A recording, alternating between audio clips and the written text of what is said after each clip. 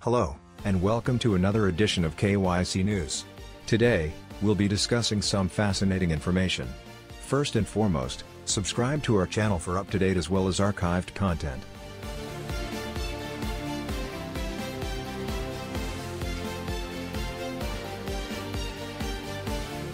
The previous richest person in the furniture sector in the world was born on March 30, 1926, in Vult, Sweden.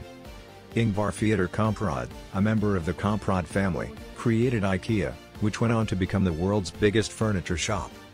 Ingvar was raised in Småland, Sweden, on a modest farm known as Elmterred. The hardships he went through turned out to be a blessing in disguise since he infused the ideals that he had acquired during these terrible times into IKEA's ethics. At the time, Sweden was incredibly poor. Kamprad's province in Sweden suffered from a terrible agricultural climate that made it difficult for households to make a living through farming. People struggled to make ends meet, so they started their own businesses and sold their handcrafted goods. Many kids were working alongside their parents to make ends meet as a result of the economic crisis. Ingvar saw this and offered to assist. While many of their kids helped out on the farm, ran their dad's business, or worked at their mom's guest home, Ingvar took a different approach. Ingvar started selling matches for pennies when he was 6 years old. With his complementary business, Ingvar thought he might have a greater chance of selling more than his current inventory. He was hawking pencils, fish, and Christmas ornaments in his 9th year. He started off with his distribution on his mother's bike until he could purchase one of his own. The young Kamprad was an adept mathematician and a quick learner.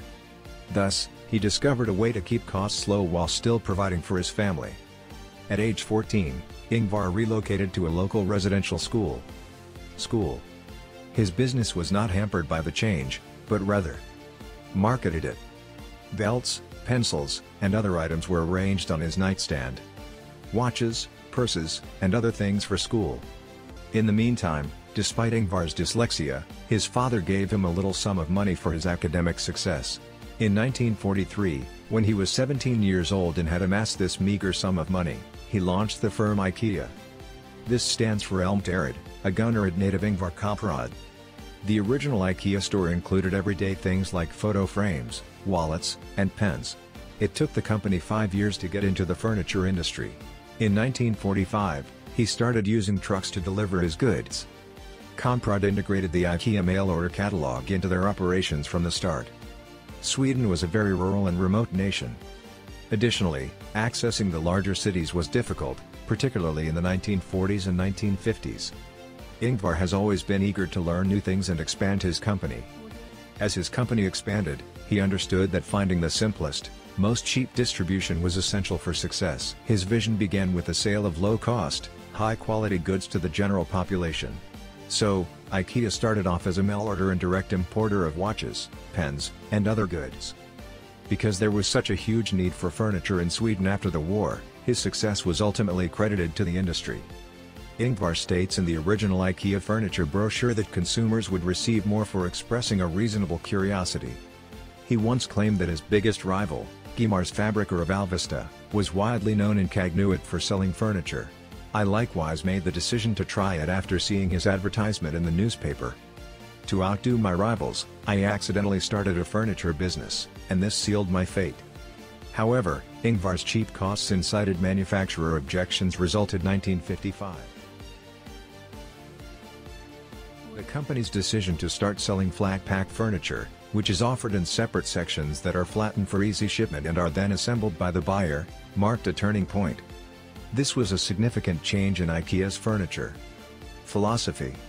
IKEA sought to attract middle-class customers. It provided reasonably priced, trendy furniture. Ingvar was thought to be able to provide a distinctive furniture brand to all social classes, regardless of wealth, simultaneously. Flat packing reduces shipping costs and transportation damage while increasing store stocks. IKEA stores were redesigned by Ingvar to meet customer expectations. Along with Sweden, the first shops debuted in 1963 and 1969, respectively, in Norway and Denmark. From there, IKEA quickly took control of Europe. Soon after, the business launched its first location outside of Scandinavia. Within the following 10 years, IKEA locations began to appear all over the world, with long lineups forming for their grand openings in nations like Japan, Australia, and Canada. Germany, where 52 IKEA shops are located, is the company's largest market. United States has 51 stores. Currently, the corporation runs 433 outlets in 38 different countries. According to historians, Kamprad's interest in commerce was a result of inheritance. In 1897, his grandfather's business was on the verge of failure. His granddad committed suicide once the mortgage became due. The grandmother of Ingvar is credited with saving the company. She helped her grandson overcome the challenges by using her perseverance and resolve. His grandmother Frances, as well as the rest of the family, had a big impact on him. She was quite brilliant despite having a relatively straightforward upbringing. People who know him well claim that Ingvar Kamprad is an incredibly successful, both a marketer and a wise man. He acknowledges that he is rather foolish and that he has numerous flaws. He is still incredibly knowledgeable and perceptive, though. Kamprad never borrowed a penny. He kept IKEA to himself. Ingvar Kamprad made more than $46 billion during the course of his entrepreneurial career. Despite being extremely wealthy, Kamprad visited brand new IKEA locations all over the world up until his passing in 2018 at the age of 91. He traveled in economy class while operating the same Volvo for 20 years.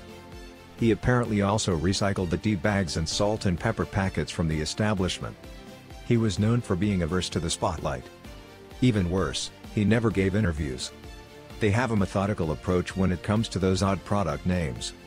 Ingvar named them in a way that was simple for him to remember because he struggled with dyslexia. The names of the beds are a representation of Norway. The names of sofas are a representation of Sweden. The term kitchen tables originated in Finland. According to geography, rugs are frequently given Danish names. Boys' names from Scandinavia are typically chosen for bookshelves. The names of glasses and cups are adjectives. IKEA stores were so big that they were frequently found outside of major cities. Ingvar observed that the people arrived at the store slowly and that one result was that they were shopping while starving. He made the decision to open a fast food restaurant at each IKEA location as a result. IKEA has consistently made an effort to keep customers in the store for as long as feasible so they can. In fact, more than 30% of guests now solely come for the food. There were many different salads, nibbles, and desserts on a lighter menu. The restaurant prohibits serving hot, pungent meals since the fragrance would spread to the larger restaurant. The chicken salad and ice cream desserts at the store restaurant were well known. Women were also given the opportunity to work at IKEA restaurants. Restaurants weren't regarded as appropriate settings for women back then, but stores. Restaurants made an exception even though they rarely offered alcohol. In some locations, women were able to find employment and even meet outside of the home. According to his will, Kamprad gave about half of his money to after his death. In memory of Ingvar Kamprad, the Stitching Inca Foundation was created. This foundation owns Inca Holding, which is owned by IKEA. Up until 2006, the Bill and Melinda Gates Foundation had the title of richest charitable organization in the world. IKEA Australia performed a charitable deed by matching every co-worker's donation. Contributed and gave away all of the proceeds from the IKEA Blue Bag in 2004 to aid those affected by the Indian Ocean tsunami. Ingvar was reportedly one of the richest people in the world in 2004, according to a Swedish business journal. Folks, this was not an appropriate metric because Ingvar's wealth was equivalent to the market value of IKEA at the time. Forbes magazine pegged Ingvar's wealth at $23 billion in 2010. His standing dropped from 11th to 162nd due to a lawsuit that prevented his family from accessing his cash. Ingvar Kamprad was listed as the 9th richest person in the world by the Bloomberg Billionaires Index in 2015, with the net worth estimated at $58.7 billion. Ingvar was a well-known philanthropist and civic leader who was noted for his simplicity and thrift. The business actively backs UNICEF and other esteemed UN organizations. Ingvar's laser-focused attention was on the growth of IKEA. Ingvar was one of the most motivating people one could imagine. Under his direction, staff members were encouraged to dress informally and were regarded like co-workers. IKEA facts for kids. IKEA has had its corporate headquarters in the Netherlands since 1986 because the country had lower taxes than Sweden. In 2016, IKEA launched its first location at Sweden, in Älmhult. The enterprise is now commemorated in a museum in the city that charts its development over time. Backlog House, a fully assembled flat pack home sold by IKEA since 1996, is a fraction of the price of a typical home. IKEA is constructing Strand East, a whole tiny town in London, which will have 480,000 square feet of offices, its own infrastructure, as well as restaurants, hotels, and even schools. Actually named after IKEA worker Billy Like-Jedal, the renowned Billy bookcase is produced at a rate of 15 units per minute. Ingvar stands out as a prominent figure of the 20th century and is truly an entrepreneur. His commitment and straightforwardness set the bar for what a true leader ought to look like. Ingvar has shown that, even in the face of extreme poverty, nothing is insurmountable.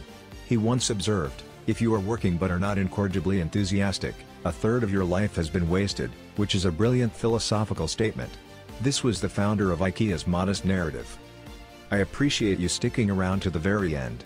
I hope you enjoy the film and tell others about it. Subscribe to our channel and don't forget to click the bell symbol if you want to obtain more motivation, suggestions, and guidance for yourself.